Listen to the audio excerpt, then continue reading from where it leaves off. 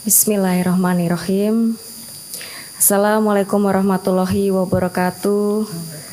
Salam sejahtera untuk kita semuanya. Om Swastiastu, Namo Buddhaya, salam kebajikan. Yang saya hormati Ketua Harian Dekranas Ibu Tri Tito Karnavian, para pengurus Dekranas Masa Bakti 2024-2029, para Ketua Dekranasda Provinsi Masa Bakti 2025-2030 yang baru saja dilantik, serta hadirin yang berbahagia. Alhamdulillah, puji syukur kita panjatkan kehadirat Allah Subhanahu wa Ta'ala karena pada sore hari ini kita sudah bisa melaksanakan acara pelantikan Ketua Dewan Kerajinan Nasional Daerah Provinsi untuk Masa Bakti 2025-2030 setelah kemarin bapak-bapaknya Gubernur sudah dilantik oleh Bapak Presiden secara serentak pada tanggal 20 Februari. Pertama-tama di awal bulan Ramadan ini saya ingin mengucapkan selamat menunaikan ibadah puasa untuk yang merayakan. Semoga di bulan Ramadan ini kita diberikan kelancaran, keberkahan dalam menjalani ibadah Ramadan kita.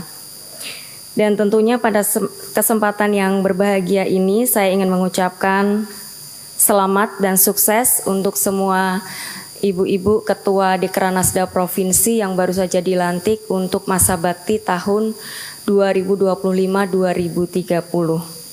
Semoga dengan tugas dan amanah baru yang diemban selama 5 tahun ke depan, Dekranasda dapat terus berkembang, berkiprah dalam membina dan memajukan industri kerajinan yang ada di tanah air Indonesia. Jadi ibu-ibu ketua Dekranasda Provinsi ini bisa dibilang sebagai garda terdepannya untuk pengusaha UMKM yang berada di daerah masing-masing. Saya yakin pasti banyak sekali perajin-perajin di daerah masing-masing yang mungkin belum tersentuh, belum bisa mendapatkan pasar bagaimana mereka menjual hasil kerajinan mereka. Dan itulah tugas dari Ketua Dekranasda Provinsi ini untuk lebih aktif lagi bagaimana mengajak para pengusaha-pengusaha UMKM di daerah masing-masing ini untuk dibina, diberikan sosialisasi, diberikan edukasi. Yang terpenting adalah yang namanya pengusaha UMKM itu memang harus dibina dan didampingi dari A sampai Z. Mulai dari mereka produksinya seperti apa, kemudian kualitasnya harus seperti apa untuk memenuhi standar di pasaran. Kemudian masalah permodalan ini juga yang cukup banyak menjadi masalah di pengusaha UMKM kecil tentunya. Ini yang harus bisa Ketua Dekranasda Provinsi mencarikan solusi.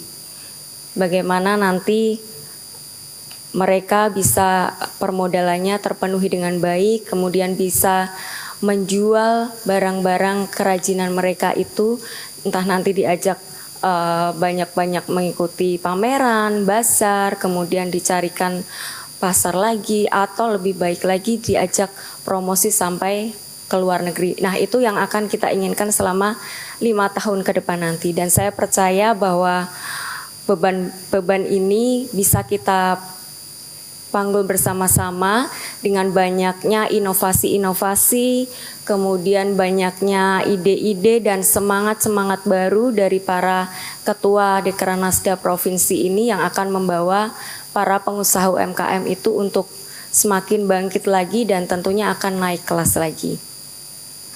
Jadi ibu-ibunya ini juga harus yang aktif. Itu pesan saya, jadi harus aktif, harus bisa mencarikan pasar untuk pengusahanya, bisa memberikan sosialisasi, kemudian pelatihan-pelatihan itu harus terus diberikan kepada pengusaha UMKM, jangan lupa, kemudian harus selalu berinovasi, kemudian bisa juga dengan mengajak desainer-desainer. Banyak sekali sekarang ini desainer lokal di setiap daerah itu sudah mempunyai ciri khasnya masing-masing. Karena kita tahu warisan budaya di Indonesia banyak sekali ya Bu-Ibu ya. Mulai dari kuliner, kemudian kain di setiap daerah juga pasti berbeda-beda banyak sekali. Kemudian handicraft, kerajinan-kerajinan yang lain yang kecil-kecil itu banyak sekali dan mempunyai daya tarik sendiri-sendiri di setiap daerah provinsi. Jadi itu yang harus kita gali, kita kembangkan untuk para pengusaha UMKM ini sehingga mereka